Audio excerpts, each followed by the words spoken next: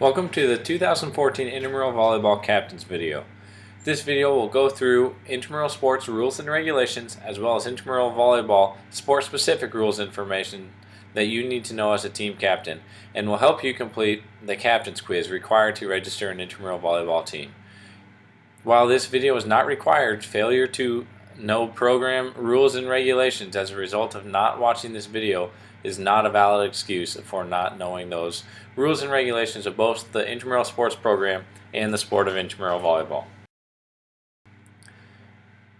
Intramural Sports has partnered with some folks on campus to provide an incentive for intramural teams to get a full refund of their registration fees. To do this, you must take part in the eCheckup to Go program. This is an online confidential alcohol assessment, and the way the incentive works is that if you get 75% of your team's final roster to complete the assessment and have the verification sent to Intramural Sports, you will receive a full refund of your registration fee that will be processed to the team captain at the end of the intramural volleyball season after the playoffs have concluded.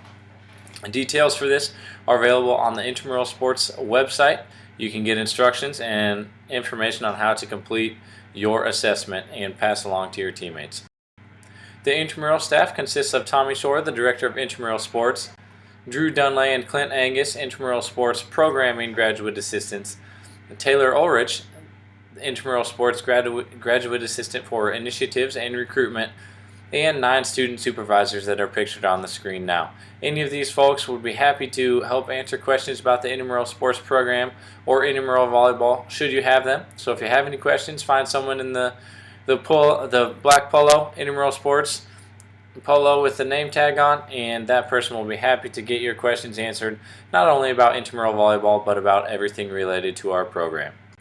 Some responsibilities we have for team captains are to make sure that your teammates are eligible. We'll talk more about eligibility in a little bit on this video, and make sure your teammates know the sport and program rules and regulations so that everybody can be playing by the rules and following the appropriate rules that we have set both for the sport and the program. If our office needs to contact your team for any reason, you will be our team contact for the Intramural Sports office. Some changes for 2014 that are different from past years. Players may be added to a team roster up until 15 minutes prior to a scheduled match time. In the past, there were earlier deadlines in the afternoon or early morning for weekend games. And now, to be eligible to play in that night's match, a participant just needs to be on the roster at least 15 minutes prior to the scheduled match time. And once that player is on the roster and shows up for the match, all players must check in with either a University of Iowa ID card or a state-issued photo identification card. That can be a passport or a driver's license, whatever. In the past, it was only a University of Iowa ID. Now you can use either a state-issued photo ID or the University of Iowa ID. Forfeit fines, should you be subject to one, will not be refunded this year. Jewelry and bandanas are not allowed. In the past, bandanas were allowed, but the knot on those creates a hazard. And teams in violation of these policies will side out, and the opposing team will be given a point for violation of the jewelry or bandana policy. And women can play on a men's team or a women's team, but not on both. You're somewhat familiar with imleagues.com by now, as you have gotten to this point in the registration process. We use this website for a lot of things as a part of our intramural sports program, including league announcements. If we have anything we need to tell the entire league for intramural volleyball, we will post them on imleagues.com. On this website, you can register your team, add players to your roster throughout the season, or to fulfill the requirements for registration. Once registration is over, have schedules put together, we will post those on imleagues.com, so you can always find them there. And if you're interested in checking out the volleyball rules for the sport, or information sheets or sport rules for any of our sports as a part of the intramural sports program here at Iowa, you can check those out on imleagues.com. To do so, you click on that sport or events homepage on imleagues.com, hover over the sport icon on the left, and then click handbooks and manuals. And once the intramural volleyball season gets going, we will update the day after every match with results so you can see standings, updated brackets as we get into the playoffs in a few weeks. And you can find all the information you need to know on imleagues.com. The official mobile app of imleagues.com is Wreck-It, and you can download this app, log in with your imleagues.com registration and password information, and it will automatically populate the app with your upcoming games, the teams you're playing on, schedules that are posted on imleagues.com. You can even utilize the chat feature with other members of your team or teams that have downloaded this app and are using it. So you can replace group text and things like that, an easier way to communicate amongst team members, things like that. You can send updates to your teammates, all that good stuff, right from your mobile phone on the Wreck-It app. As a part of our intramural sports program, we emphasize proper behavior and good participant conduct while participating in intramural sports. So, along with that, all participants are expected to display good sportsmanship while they are participating in intramural sports. If there is a participant that for some reason wants to get into a fight, that participant and any participant who is a part of that fight will be suspended from all recreational activities for at least 1 calendar year. Now that's intramural sports, sport clubs, aquatics, fitness programs, all of that stuff will be included in that suspension, and any finding incidents will be reported to the Dean of Students office here at the university. If the officials feel that a player needs to be ejected from a match due to unsportsmanlike behavior, that ejected participant will be required to meet with the intramural administrative staff, and you as the team captain will need to attend that meeting as well. Both the team captain and the ejected participant will be ineligible to participate until after the meeting. Generally, the captain is made eligible again immediately following that meeting, and the ejected participant will be suspended at least 1 additional match. That can change depending on the attitude and behavior displayed while setting up that meeting and during the meeting, but generally the captain is made eligible again right away, and the ejected participant is suspended for at least 1 additional match. Each time you play, our intramural officials will rate your team on a scale of 1 to 4 in regards to your sportsmanship. 1 is poor, 4 is excellent, just as in a grade point average. Both teams will start a match at a 2.5 and can work their way up positively towards a 3 or 4, or can work their way down to a 1 or a 2. If you receive a 2, your team will be sent an email. The team captain will receive that email notifying you of the 2 sportsmanship rating and reminding you to act in a more sportsmanlike manner in upcoming contests. If you receive a 1, you as the team captain will be required to meet with the intramural sports administrative staff to discuss how we can move forward with better sportsmanlike behavior during your intramural volleyball contests. In order to be eligible for the playoffs, you must have a 2.5 or better average at the end of the regular season, and to continue participating in the playoffs, you must maintain that average to continue through the playoffs. If at any time during the playoffs your team receives a 1 sportsmanship rating, you will be automatically eliminated from the playoff bracket regardless of the result of that match. Some different examples of how to properly and how to improperly address officials are on the screen now. With our intramural officials, perception is reality when it comes to a team's sportsmanship. In the culture of the sporting world today, officials are used to getting yelled at, which means their first instinct in regards to interaction with participants is that the participant is saying something negative. So to combat this, we need our participants to be proactive and being professional and being sportsmanlike and making sure that communication cannot be misinterpreted by the officials. So an example of this, good and bad. Good is, sir or ma'am, can you tell me what you saw on that play so I can avoid doing it again? If you're called for a violation and you just want to know what you did so you can avoid doing it again, that is a great way to ask that question so the officials can answer and help you out moving forward. A bad example of that is just yelling, how is that a violation? That immediately attacks their call, puts them on the defensive, and that is seen as an unsportsmanlike way to address an official. Another good example, sir or ma'am, what did I do wrong there? Again, asking for information so you can do better the next time. Bad is, are you kidding me? That's a terrible call. Things like that will not get you far in regards to participation in our intramural sports program. Our games and matches are officiated by student intramural officials. They are trained by the intramural sports staff. Some of them have years of volleyball experience in regards to officiating, and some of them will be brand new. Again, some will be certified by different governing bodies or accredited associations, and again, some will be brand new. But we expect you to treat the officials with the respect you expect to receive from them during the match. It would be out of line for our officials to tell you how bad that serve was or how bad you're playing. In the same regard, it's out of line for participants to tell the officials if they think they are doing a bad job. If you are interested in becoming an intramural official for volleyball, we have an officials training scheduled on Thursday, October 2nd at 6:30 p.m.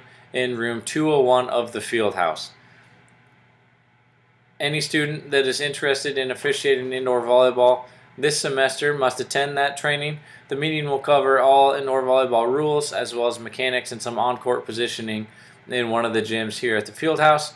And if you've never officiated for intramural sports before, you must contact the intramural sports staff to learn of the requirements for becoming an intramural official. There are some videos we need you to watch that talk about the job overall and some expectations we have of our staff.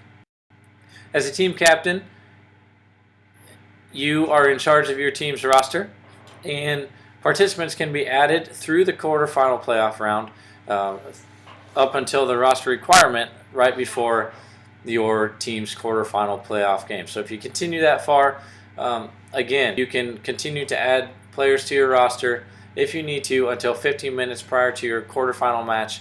And to be eligible to play on a given night, as we talked about before, participants must be added to a team's roster at least 15 minutes prior to the scheduled game time. Throughout the season, make sure you're checking imleagues.com frequently to make sure your roster is current and has no errors. Sometimes eligibility changes among certain members. They leave a job at the university or drop their class, thus making them ineligible, and we don't want you to get caught with ineligible players on your intramural team. So if you need to drop somebody from your team, you can submit a player drop request form. Those are available in our office at E216 Fieldhouse, on imleagues.com, and on the intramural sports website at recserve.uiowa.edu. All you need to do is complete this form. You can email it to the intramural staff, or you can drop it in our drop box, which is located outside the intramural office at E216 Fieldhouse. For intramural volleyball, there can be 6 players on the court at a time. A team may begin with as few as 4 players, and in co-rec, a team must begin with at least 2 men and 2 women. There cannot be 3 men and 1 woman, or vice versa. That is not a legal lineup for beginning a game or playing a game in co-rec volleyball. If there are 6 players on the court in co-rec, there must be 3 males and 3 females. If there are only 5 players, it must be 3 females and 2 males, or vice versa. And all players on the court must alternate their positions as male-female in the rotation. University of Iowa students, faculty, and staff members are eligible to play on your intramural volleyball team, as well as spouses or legally married partners of students and or faculty and staff. So my wife could play on my co-rec volleyball team, but my wife could not play on her own women's volleyball team. She has got to be on the same team as their originally eligible spouse. A player may only represent one team in the men's or women's division and one team in a co-rec division. You cannot play on 2 men's or 2 women's teams, and you cannot play on 2 co-rec teams. If a player enters a match on a second men's or women's team or a second co-rec team, that player is immediately ineligible for the rest of the season, and any teams with ineligible players will forfeit any matches in which that player or those players participate. Intercollegiate volleyball players are not eligible to participate in intramural volleyball, and former Division I volleyball players must sit out 2 full semesters before being eligible to participate in intramural volleyball as a part of our program. Once the schedule is out, it is time for you to play your game. Like we talked about before, you must check in with an ID card. Now again, a change this year, it can be a state issued photo ID or a university ID. You check in with the intramural supervisor on duty prior to your match. Each player will check in. If a player does not check in, or does not have an ID, that player cannot play. There are no exceptions to this. Player must be on the roster and must check in with one of those ID cards discussed earlier. So captains, please remind all of your players to bring a state-issued or university photo ID for every match. If someone uses an ID that isn't theirs or uses a fake ID, that person is subject to suspension from intramural sports. We also reserve the right to suspend the individual supplying the ID as well as the team captain should we have any incidents of misuse of ID, and these incidents will be reported to the Dean of Students office as a violation of the Student Code of Conduct. When you're scheduled to play, we want these matches to happen. Any teams not ready within 10 minutes of a scheduled match time will forfeit, and there will be a forfeit fine associated with a forfeit. So if your team forfeits, the U.S. team captain will be fined half the registration fee, which is $25, and again, that will not be refunded as it has been in past years. If you know that your entire team has a conflict, I'll have a test that night or a meeting or something, and you cannot add more players to your team roster in time, you can default. Basically, defaulting is letting us know that you're not going to be able to make the match that night, but you must do it by a certain deadline. That's 2 p.m. the day of the game for weekday matches and 7 a.m. the day of the match for weekend matches. The first time you do this, thanks for letting us know. We can tell our officials they don't have a match at that time. We can tell your scheduled opponent that they don't need to show up, and there's no fine for that. The second time it happens, again, we want these matches to happen. That's why we schedule them, and the other teams that you're supposed to play want them to happen too. So the second time it happens, there's a default fine of 25% of the registration fee cost. And if it happens a third time, we will continue to increase that fine, and it'll be 50% of the registration fee, the fine to the team captain's U-bill, and again, that is not refundable. If there's a misapplication or misinterpretation of a rule by our officials, participants can protest those misinterpretations or misapplication of the rules. A judgment call, whether the ball was in or out, whether or not it was the opponent lifted, things like that cannot be protested, as those are judgment calls. But if there's a misapplication of the rule, you can call a timeout immediately. The intramural supervisor on duty will be brought over to make a ruling on the situation. If you don't agree with that supervisor's ruling, you can complete a written protest and submit it along with $5 to the intramural office by 12 p.m. the first business day following that match, and the intramural sports administrative staff will make a ruling on the protest. If the protest is upheld, meaning you are right, we will go ahead and refund your $5, and the match will be replayed from the point of the protest. If you are wrong and the protest is denied, the match will stand as was completed on site that previous night.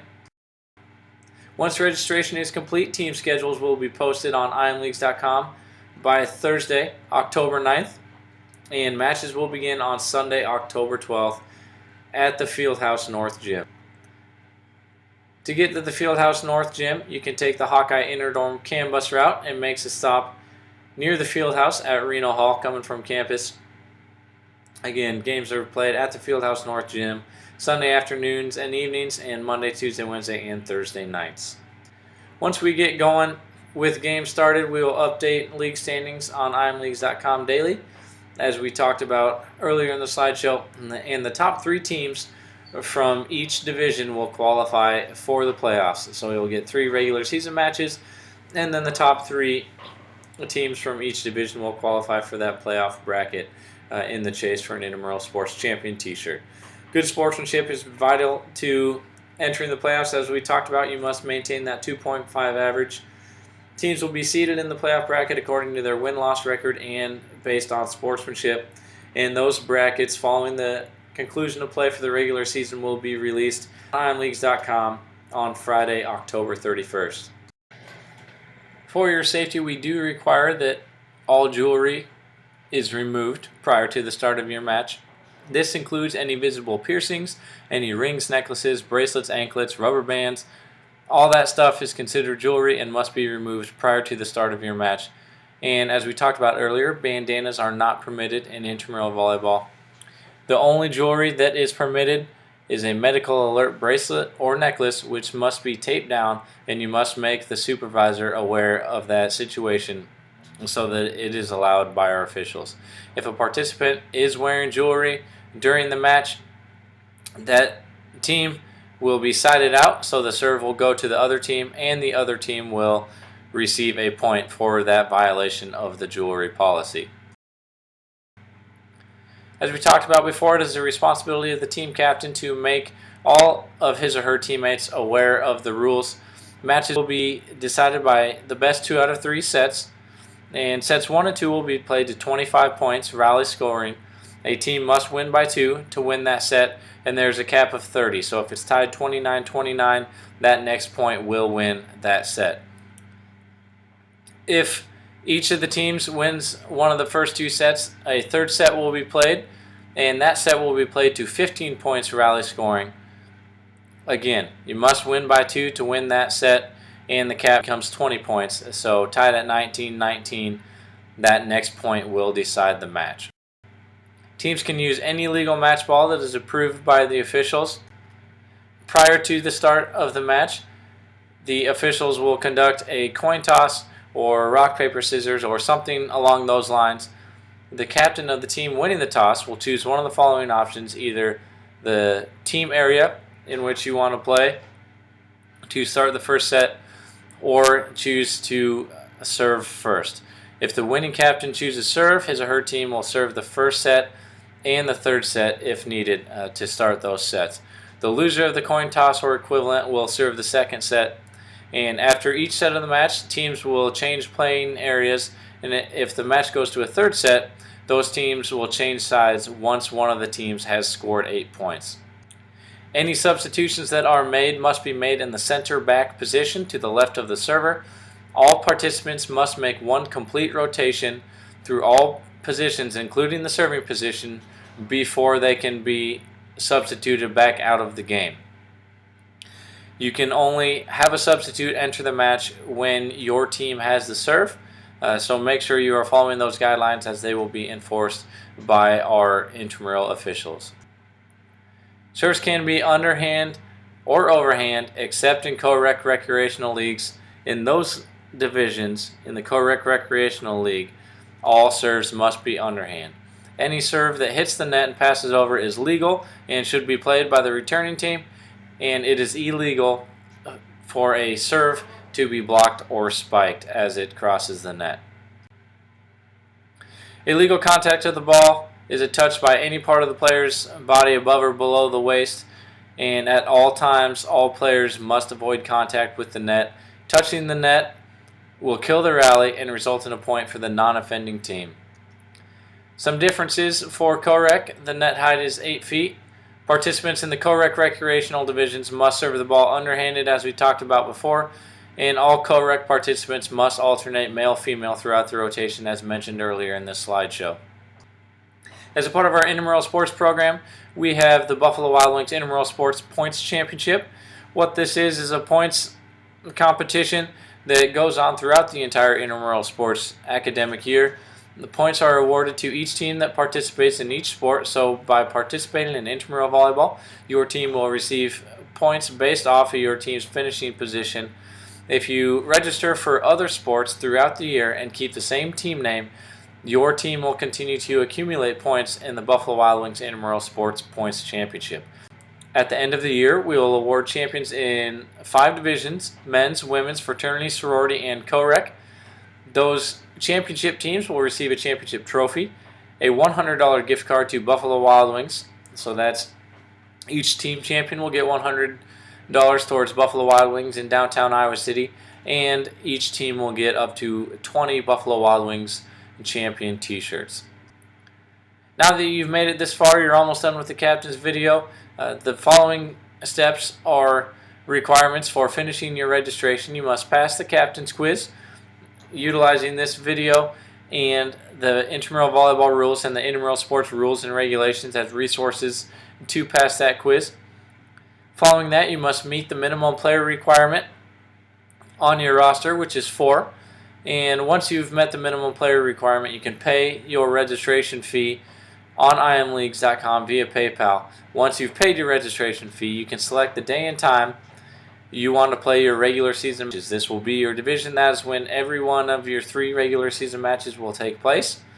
And all this must be completed before the registration deadline of 11:59 p.m. on Wednesday, October 8th, in order for your team to be included in intramural volleyball this fall.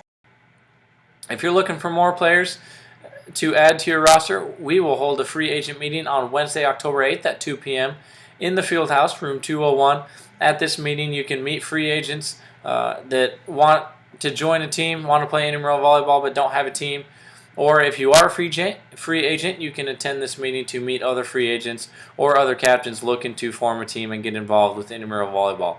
We want to make sure everybody that wants to play intramural volleyball has a chance to, so we will hold this free agent meeting on Wednesday, October 8th at 2 p.m.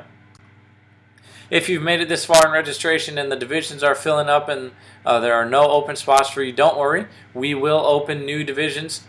If you are on the wait list, meaning you can't choose a division because they are all full, you must attend our waitlist meeting on Thursday, October 9th at 2 p.m. Again, that's in room 201 of the Fieldhouse.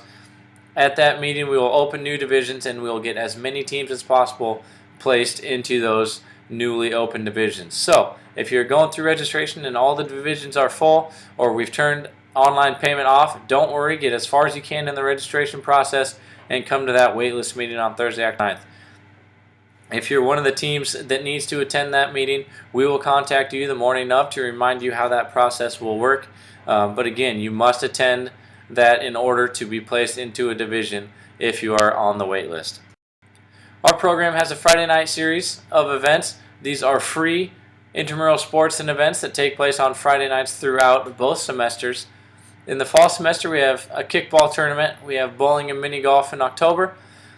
Team handball tournament in November, and the popular canoe battleship is returning, and the first installment of that for this year will take place in December, shortly before the semester ends. In the spring semester, we will hold a wiffle ball tournament, inner tube water polo tournament, a volleyball tournament, a late night softball tournament. Games for that will start at 8 p.m. at the earliest, and will go through the night as long as we need to complete that tournament and fun event. And we'll hold a second installment of Canoe Battleship for this school year that will take place right before finals week hits in May. Again, these are free events that take place on Friday nights, and we encourage your participation in those events. If you have any questions about anything related to intramural volleyball or intramural sports in general, please contact our office at 319-335-9292. You can email us at intramural-sports@uiowa.edu, or you can follow us on Twitter at Iowa Intramurals to stay updated with registration deadlines and upcoming sports and events. And you can add us as a friend on Facebook. Just search Iowa Intramurals and add us as a friend, and you will continue to get updates on intramural sports and upcoming events and deadlines and things like that. So with that, go ahead and take your captain's quiz. Thank you for watching this video, and good luck in intramural volleyball this season.